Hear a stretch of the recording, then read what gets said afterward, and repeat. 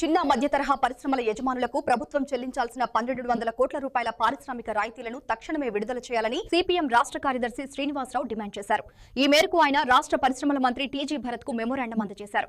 ఈ సందర్భంగా శ్రీనివాసరావు మాట్లాడుతూ 2021 నుంచి మస్మే ప్రోత్సాహకాల కింద రాష్ట్రంలో 7675 ఎస్సీ యూనిట్లు, 1320 ఎస్టీ యూనిట్లు రాయితీలకు అర్హులయ్యాయని తెలిపారు. మొదటి తరం దళిత గిరిజన యువత పరిశ్రమలు స్థాపించి వాటిని నడపడంలో అనుభవం లేక నష్టాలను ఎదుర్కొంటున్నారని, అలాంటి పరిస్థితుల్లో ప్రభుత్వం ప్రకటించిన రాయితీలు వారికి జీవనాధారంగా మారాయని అన్నారు. అయితే గత 4 సంవత్సరాలుగా ఈ రాయితీలు విడుదల కాకపోవడంతో పారిశ్రామికవేత్తలు తీవ్ర ఆర్థిక ఇబ్బందులు ఎదుర్కొంటున్నారని, బ్యాంకుల ఒత్తిడి, వడ్డీల భారంతో మానసిక ఆందోళనకు గురవుతున్నారని చెప్పారు. కొందరు తమ ఆస్తులను కోల్పోయే స్థితికి చేరుకున్నారని, అనేక పరిశ్రమలు ఎన్పీఏలుగా మారి దివాళా దశకు చేరుకుంటున్నాయని ఆవేదన వ్యక్తం చేశారు. ఈ పరిశ్రమలపై ఆధారపడి జీవిస్తున్న కుటుంబాలు కూడా తీవ్ర సంక్షోభాన్ని ఎదుర్కొంటున్నాయని తెలిపారు. గత 3 సంవత్సరాలుగా పలుమార్లు ప్రభుత్వానికి విజ్ఞప్తులు చేసినప్పటికీ సమస్య పరిష్కారం కాలేదని అన్నారు. గత నెల ఏపీఐఐసీ కార్యాలయం వద్ద జరిగిన ఆందోళన సందర్భంగా ప్రభుత్వం హామీ ఇచ్చినా ఇప్పటికీ అమలు కాలేదని విమర్శించారు. ఈ నేపథ్యంలో రాష్ట్ర ప్రభుత్వం వెంటనే స్పందించి ఎస్సీ, ఎస్టీ పారిశ్రామికవేత్తలకు చెల్లించాల్సిన రూ. 1200 కోట్ల సబ్సిడీలను పూర్తిగా విడుదల చేయాలని, సబ్సిడీ లిస్టులో పేరు లేని అర్హులను చేర్చాలని, అలాగే కొత్తగా నిరుద్యోగులైన యువతకు సబ్సిడీతో కూడిన రుణాలు అందించాలని సిపిఎం డిమాండ్ చేసింది. రాష్ట్రంలో ఉన్నటువంటి ఎస్సీ, ఎస్టీ పారిశ్రామికవేత్తలకు పెండింగ్ బకాయిలు ఇవ్వాలని చెప్పి ఈరోజు సిపిఎం పార్టీగా గౌరవ మంత్రి గారిని కలవడం జరిగింది. ఈ యొక్క బకాయిలు అనేవి దాదాపు 4 సంవత్సరాల నుంచి ఉన్నందువల్ల ఆ కుటుంబాలు చాలా ఇబ్బంది పడతా ఉన్నాయి.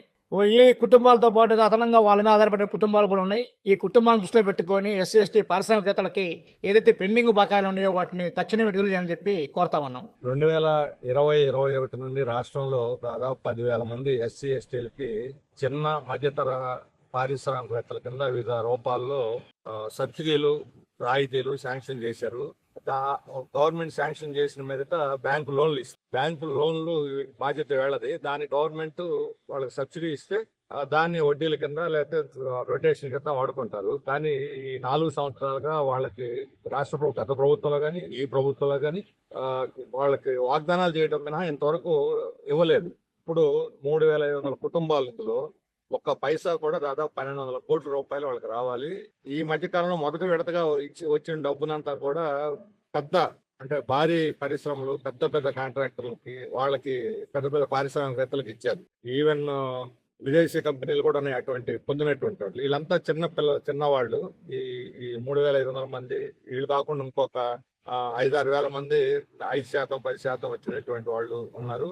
పిల్లా జిల్లా నుండి చదువుకొని వాళ్ళు అప్పులు తెచ్చి కిస్తీలు కట్టుకోవడానికి, ఆర్టీసీ వాళ్ళకి ఇస్తే వచ్చే డబ్బులు కూడా చాలక బ్యాంకులకు వడ్డీలు కట్టడానికి కూడా చాలలేదు. వడ్డీళ్ళు, ప్రైవేట్ వడ్డీలు తెచ్చుకొని చివరికి కొంతమంది దాన్ని వాపస్ కూడా ఇచ్చినటువంటి వాళ్ళు, అంటే జప్తు చేసి తీసుకెళ్లిపోయారు కొంతమంది బ్యాంకు. ఇప్పుడు వాళ్ళ మీద ఆధారపడి ఒక బస్సు అనుకోండి 5-6 కుటుంబాలు ఆధారపడి ఉంటాయి. కాబట్టి ఇప్పుడు మన రాష్ట్రంలో ప్రభుత్వం ప్రతి ఇంటికి ఒక పారిశ్రామికవేత్త అనే ఒక నినాదం తీసుకుంది. ఆల్రెడీ పారిశ్రామికవేత్తలుగా ఉన్న వాళ్ళకి ఇవ్వాల్సిన రాయితీలు ఇవ్వనందువల్ల వీళ్ళు బాధపడుతున్నారు, మరొకరు రావాలన్నా కూడా బాధపడతారు.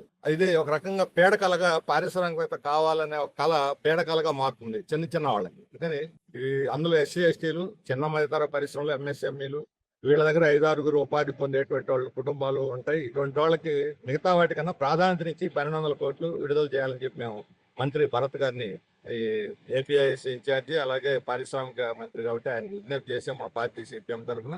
ఆయన ఇంతకు ముందు మాట్లాడిన సీఎం గారు దాని మీద నిర్ణయం తీసుకుంటారు. మార్చిలోగా నేను తప్పనిసరిగా ఒత్తిడి పెట్టి, తను కూడా స్వయంగా ఒత్తిడి పెట్టి ఎస్సీ, ఎస్టీలు ప్రాధాన్యత ఇచ్చే విధంగా మాట్లాడతానని చెప్పారు. మేము కూడా ఈ చిన్న మధ్యతరగతి ఎస్సీ, ఎస్టీలకి తగిన ప్రాధాన్యత ఇచ్చి వాళ్ళు మరలా వీధిని పడకుండా చూడాలని చెప్పి వారికి విజ్ఞప్తి చేశాము. వాళ్ళు ఇచ్చిన మాట ప్రకారం మార్చిలో విడుదల చేసి సంతోషిస్తారు. కాకపోతే ఇప్పటికే 4-5 ఏళ్ళు అయింది కాబట్టి వాళ్ళ మీద ఒత్తిడి, చాలా మానసికంగా ఆవేదన చాలా తీవ్రంగా ఉంది బాధితుల్లో, ఎస్సీ, ఎస్టీ బాధితులు.